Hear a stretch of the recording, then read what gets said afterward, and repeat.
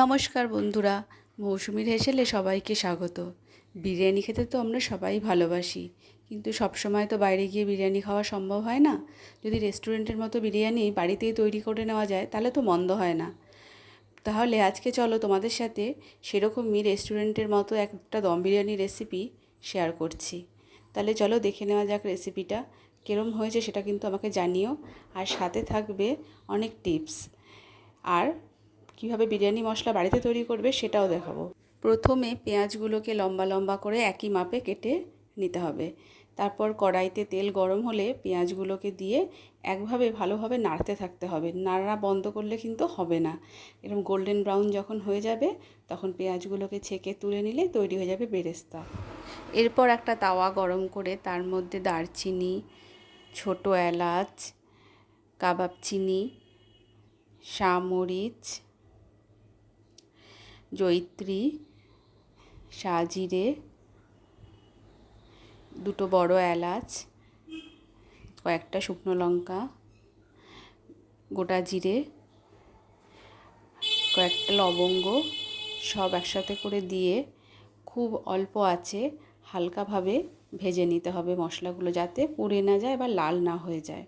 তারপর মশলাগুলোকে গ্রাইন্ডারে দিয়ে ভালোভাবে গুঁড়ো করে নামিয়ে নিতে হবে। তারপর একটা জায়ফল ঘষে মশলার মধ্যে দিয়ে দিলেই তৈরি হয়ে গেল বিরিয়ানি মশলা। এবার চিকেনটা ম্যারিনেট করে নিতে হবে। আমি এখানে 2 কেজি চিকেন নিয়েছি। সেই পরিমাণে আদা, রসুন, কাঁচা লঙ্কা বাটা দিয়ে দিলাম শুকনো লঙ্কার গুঁড়ো, হলুদ গুঁড়ো, জিরের গুঁড়ো, ধনে গুঁড়ো, কাশ্মীরি লঙ্কার গুঁড়ো, আগে থেকে ভেজে রাখা পেঁয়াজের তেল, আর বেশ খানিকটা টক দই দিয়ে খুব ভালো করে মাংসটাকে সময় নিয়ে মাখতে হবে। যত ভালোভাবে মাংস মাখা হবে মাংসর ভেতর ভালোভাবে মশলা ঢুকবে। তারপর দিয়ে দিলাম বিরিয়ানি মশলা। বিরিয়ানি মশলাটা দেওয়ার পর আবার খুব ভালোভাবে মাংসটাকে মাখলাম, মেখে ঢাকা দিয়ে রেখে দিলাম আধ ঘন্টার জন্য। এবার বিরিয়ানি রাইস তৈরি করে নেওয়ার পালা। নিয়ে নিলাম কয়েকটা দারচিনি, কয়েকটা ছোটো এলাচ, কয়েকটা তেজপাতা, কয়েকটা লবঙ্গ, আর বেশ কিছুটা নুন।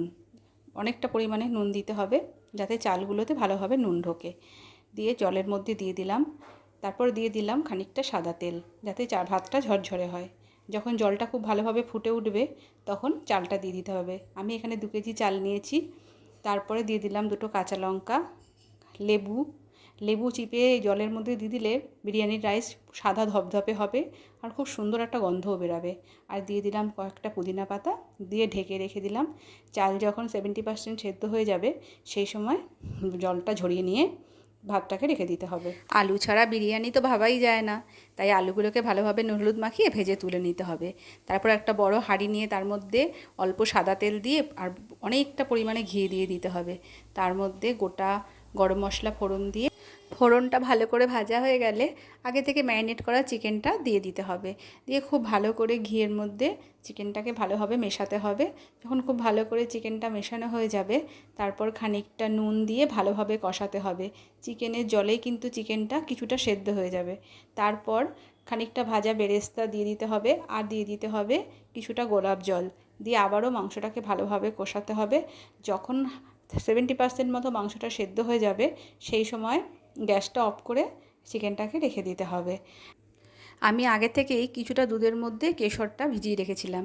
এবার ওই দুধের মধ্যে কিছুটা গোলাপ জল, কেওড়া জল আর মিঠা আতর দিয়ে ভালোভাবে মিশিয়ে নিতে হবে। এরপর কিছুটা খোয়া ক্ষীর নিয়ে গ্রেট করে নিতে হবে। তারপরে এবার লেয়ারিংয়ের পালা। প্রথমে চিকেনের মধ্যে পুদিনা পাতা, ধনে পাতা ভালোভাবে ছড়িয়ে তারপর ভালোভাবে ওপর থেকে ভাতের একটা লেয়ার করতে হবে। ভাতের লেয়ারের ওপরে দিয়ে দিতে হবে চিকেনগুলো। ভালোভাবে চিকেনগুলোকে সাজিয়ে সাজিয়ে দিয়ে দেবো। তারপর দিয়ে দেবো ভাজা আলু। প্রত্যেকটা চিকেন আর আলু কিন্তু ভালোভাবে ভাতের পুরো লেয়ারের ওপর সাজিয়ে দিতে হবে।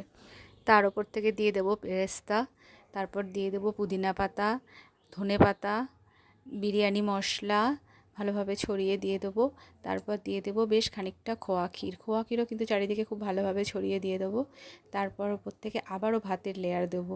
যেভাবে আগে ভাতের লেয়ার দিয়েছিলাম সেভাবেই ভাতের লেয়ারটা আবার দেবো। তারপর ওপর থেকে দিয়ে দেবো বেরেস্তা, পুদিনা পাতা, ধনে পাতা, বিরিয়ানি মশলা, খোয়া ক্ষীর, আর আগে থেকে জাফরান ভেজানো দুধটার মধ্যে যে মিশিয়ে রেখেছিলাম মিঠা আতর, কেওড়া জল, গোলাপ জল, সেই দুধটা ভালোভাবে ছড়িয়ে দেবো। এমনভাবে ছড়িয়ে দেবো যাতে সব ভাতের মধ্যে কালারটা না যায়, কিছুটা ভাত সাদা থাকে আর কিছুটা ভাত কালার হয়ে যায়। আর দিয়ে দেবো বেশ খানিকটা ঘি। বিরিয়ানিতে ঘি বেশি হলে তবে কিন্তু বিরিয়ানির টেস্টটা অসাধারণ হয় খেতে। ব্যাস, এরপর হাঁড়ির চারিপাশে ভালোভাবে আটা দিয়ে ভালোভাবে চারিদিকটার মধ্যে আটাটা ভালোভাবে দিয়ে দিতে হবে। দেওয়ার পর হাঁড়ির মুখটা আটকে দিতে হবে ঢাকনা দিয়ে। তারপর আটাটা দিয়ে ঢাকনাটাকে ভালোভাবে চেপে চেপে আটকে দিয়ে গ্যাসের মধ্যে তাওয়া বসিয়ে তারপর হাঁড়িটা বসিয়ে দেবো। প্রথম 5 মিনিট গ্যাসের ফ্লেমটা হাই রাখবো, তারপর একেবারেই কমিয়ে দিয়ে প্রায় 40 মিনিট মতো রেখে দেবো বিরিয়ানিটা দম দেওয়ার জন্য। তারপর নামিয়ে নিয়ে ঢাকনা আটাগুলোকে ছাড়িয়ে নিয়ে যখন ঢাকনাটা খুললাম, এত সুন্দর একটা গন্ধ বেরিয়েছিল যে মন ভরে গেল। তোমরা বাড়িতে না বানালে বুঝতে পারবে না যে এতটা সুন্দর গন্ধ হতে পারে। বাড়িতে বানানো বিরিয়ানি মশলা দিলে বিরিয়ানির গন্ধটা একেবারেই অন্যরকম হয়। এরপর আর কি, এরপর গরম গরম বিরিয়ানি খাওয়ার পালা। বিরিয়ানিটা যেরকম দেখতে সুন্দর হয়েছিল সেমনি খেতেও হয়েছিল অসাধারণ। বাড়ির প্রত্যেকে খুব আনন্দ করে খেয়েছিল। তোমরাও কিন্তু একবার এইভাবে বানিয়ে খেয়ে দেখো আর আমায় কমেন্ট করে জানিও রেসিপিটা কেমন লাগলো।